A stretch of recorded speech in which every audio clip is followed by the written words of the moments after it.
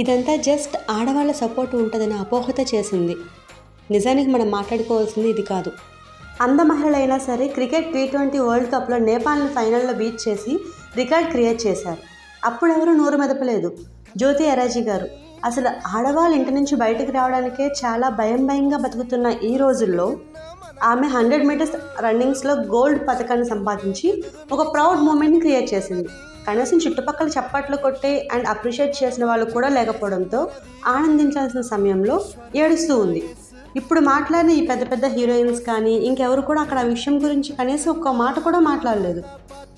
Doctor Sivaranjani గారు ORS గురించి ఒంటరిగా 8 సంవత్సరాలు పోరాడి స్కామ్ని బయటకు తెచ్చి కొన్ని లక్షల మంది ప్రాణాలను కాపాడింది.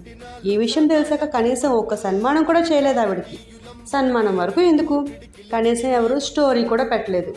ప్రగతి గారు 50 సంవత్సరాల వయసులో యాక్టింగ్ను కూడా పక్కన పెట్టి ఏషియన్ గేమ్స్లో వెయిట్ లిఫ్టింగ్ చేసి గోల్డ్ మెడల్ సాధించారు. ఇలాంటి విషయాలు ఎవరికి మనకు అవసరం లేదు. ఎందుకో పనికిరాని కాంట్రవర్సీలు మాత్రం కావాలి.